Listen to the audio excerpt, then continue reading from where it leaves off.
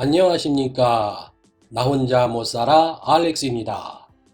1월 8일까지 유권자 등록, 인종차별이 논외까지 등장한다. 반대한 주는 어디? 의원은 누구? 루디 줄리안이 진실 증언이라는 주제로 영상을 만듭니다. 시작하기 전에 구독 영양제를 공급해 주십사 부탁 올립니다. 자, 영상 들어갑니다. LA 총영사관은 한국의 내년 제20대 대통령 재외선거를 위하여 한국 국적자의 유권자 등록과 선거 일정을 발표했습니다. 19일 LA 총영사관에 따르면 제20대 대통령 선거일은 2022년 3월 9일이고 재외선거는 이보다 15일 앞서 재외공간 지정 투표소에서 시작된다고 합니다. 남가주, 네바다주, 애리조나주, 뉴멕시코주 재외선거인은 내년 2월 23일부터 28일 사이에 LA 총영사관 등 재외투표소 3곳에서 투표할 수 있다고 합니다. 재외선거가 가능한 유권자는 당연히 한국 국적자가 됩니다. 미국의 경우 미국 시민권자는 자격이 없는 것이고 영주권자와 그 외의 체류신분을 가지고 있는 분들입니다. 그러나 사전에 재외선거 유권자 등록을 해야만 선거를 할 수 있습니다. 재외국민 유권자는 한국 주민등록증 유무로 국외 부재자와 재외선거인으로 나눠지는데 약간 복잡합니다. 주민등록증 말소가 안 된 해외 거주 한국 국적자는 재외선거 때마다 부재자 신고를 해야 한다고 합니다. 국외 부재자 신고나 재외선거인 등록 또는 명부 확인은 재외선거 웹사이트에서 할 수 있습니다. 재외선거인 등록 및 확인을 위해서는 여권 번호와 이메일을 입력하면 된다고 합니다. 현재 중앙선거관리위원회는 재외선거인 유권자 등록을 받고 있다고 하는데요. 한국 주민등록번호가 말소된 한국 국적자는 2022년 1월 8일까지 등록하면 됩니다. 주민등록번호가 있는 사람은 10월 10일부터 2022년 1월 8일까지 국외 부재자 신고를 해야 한다는군요. 그런데 LA 총영사관은 관할 지역에서 재외선거가 가능한 유권자를 약 20만 명으로 추산하고 있는데요. 실제로 유권자 등록은 겨우 평균 4%에 머무른다고 합니다. LA 총영사관은 9월 재외선거관리위원회를 구성한다고 하는데요. 시민권자가 아니신 전 세계 한국 교민 여러분, 이번에는 반드시 한국의 대통령 선거에 참여하시자고요. 그래서 무너져가는 한국 민주주의를 살리는데 소중한 한 표를 사용하도록 하시자고요. 재외선거에 관한 자세한 안내 웹사이트 주소입니다. 인종차별이 주택론에도 등장을 하고 있습니다. 2020년에 인디애나폴리스에 살고 있는 켈러 더피라는 흑인 여성이 재용자 신청 과정에서 인종차별에 의한 주택평가를 받았다고 CNN이 보도했습니다. 더피는 3년 전에 약 10만 달러의 집을 구입했고 그 지역의 주택 가격 상승을 감안할 때 2020년 3월 대출 재융자를 신청했을 당시 그녀의 집 가치가 약 18만 5천 달러가 될 것으로 예상했다고 합니다. 그러나 주택감정 가격은 12만 5천 달러에 불과했습니다. 또 다른 회사의 두 번째 평가는 11만 달러로 훨씬 더 낮았습니다. 그래서 그녀는 세 번째 평가를 준비할 때 신청서에 자신의 인종이나 성별을 밝히지 않았습니다. 그리고 이메일로 연락을 주고받으며 감정인에게 말하기를 주택감정을 위하여 자신의 집을 방문했을 때 자신은 외출하고 집에 없을 것이며 그러나 감정을 하는 동안 오빠가 집에 있을 것이라고 말했습니다.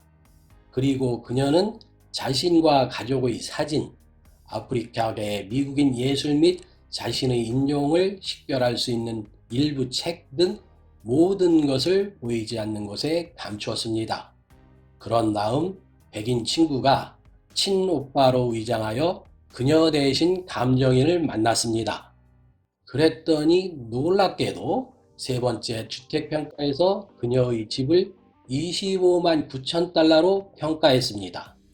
이것은 최저평가 11만 달러보다 무려 15만 달러가 더 높았습니다.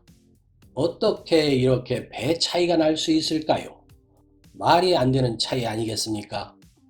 더피는 지역 페어하우징 센터와 함께 미국 주택도시개발부가 대출기관, 감정회사 및 감정인이 인종과 피부색이 감정 또는 대출 관행에 영향을 미치도록 허용함으로써 공정주택법을 위반했다고 소송을 제기했습니다.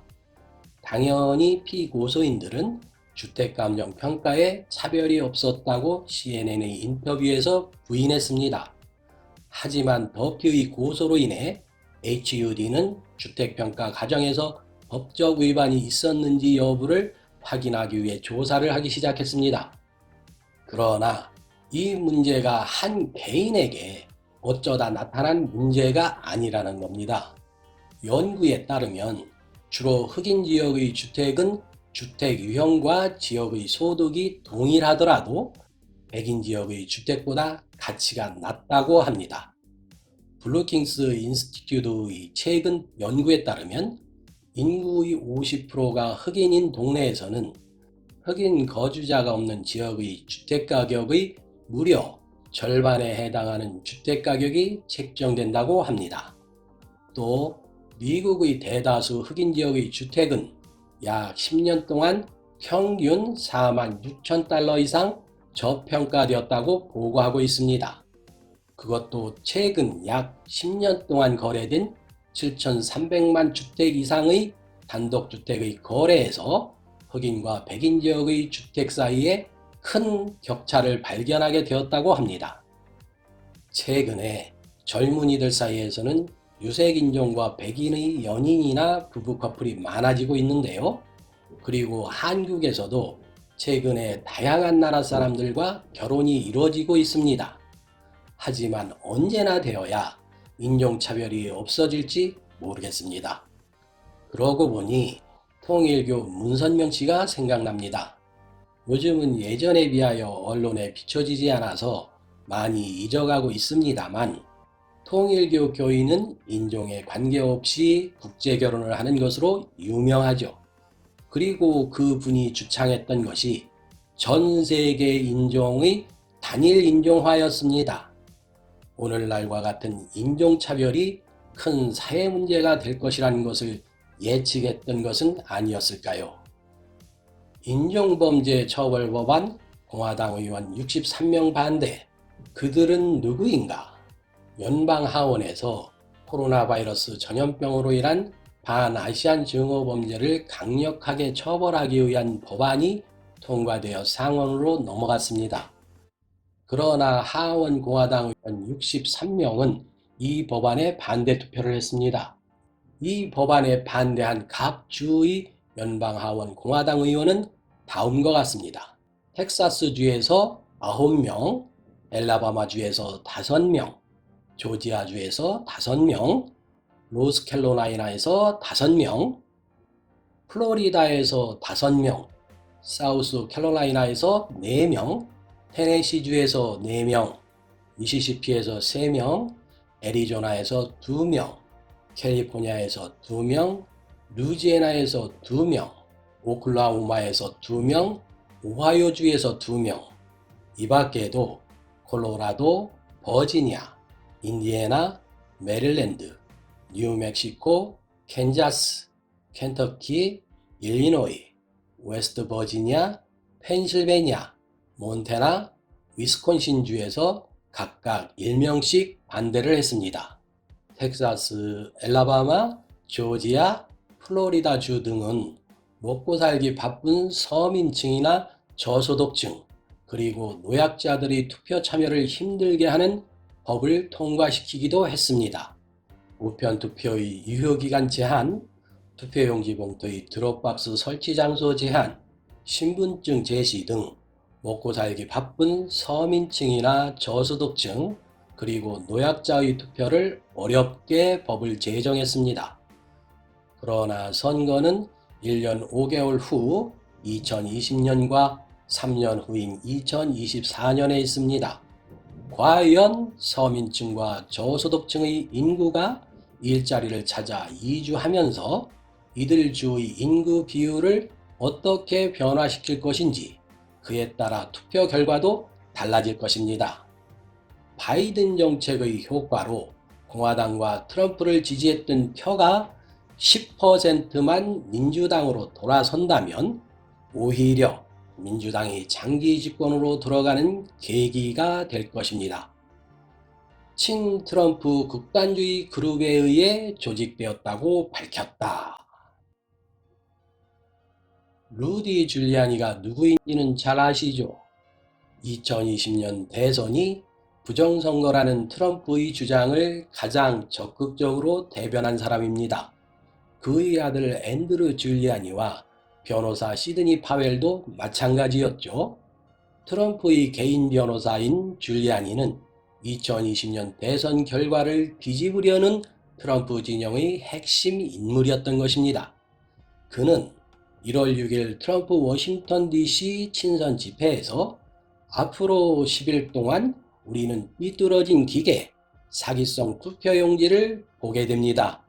우리가 틀리면 감옥에 갈 것이지만 우리는 절대로 틀리지 않았다고 군중에게 말하면서 그러니 전투로 시험해보자며 조 바이든을 차기 대통령으로 인증하지 못하도록 의회로 진입해야 한다는 의도의 선동적인 연설을 했습니다.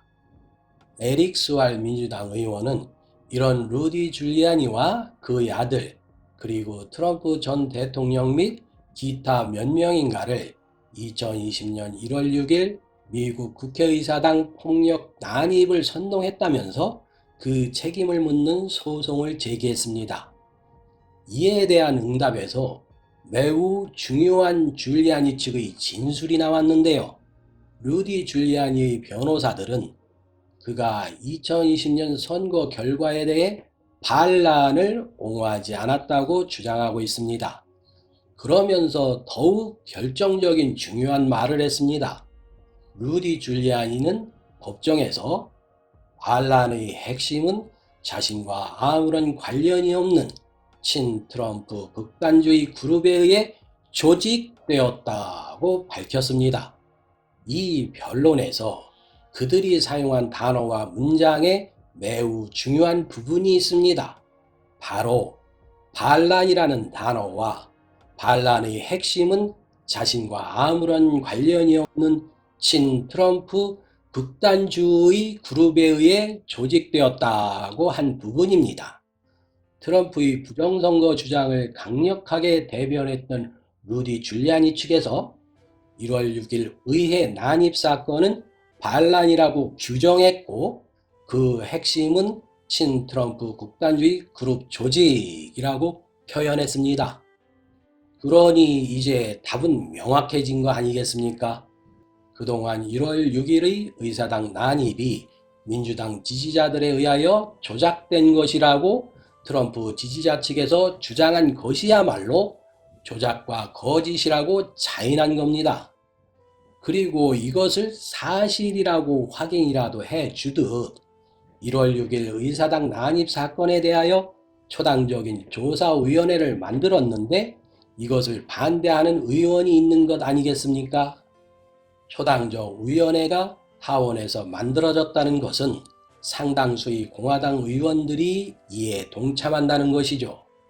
이것을 다시 말해 1월 6일의 난입 사건은 트럼프의 선동과 그 지지자들에 의하여 자행되었다는 것을 의미하기도 하는 겁니다. 영상 잘 보셨는지요? 도움이 되셨기를 바랍니다. 제가 춤추는 곰이 될 수 있도록 구독, 좋아요, 알림 설정, 그리고 마음을 좀 더 후덕하게 쓰셔서 댓글 한 소절까지 부탁 올립니다. 감사합니다. 건강하십시오.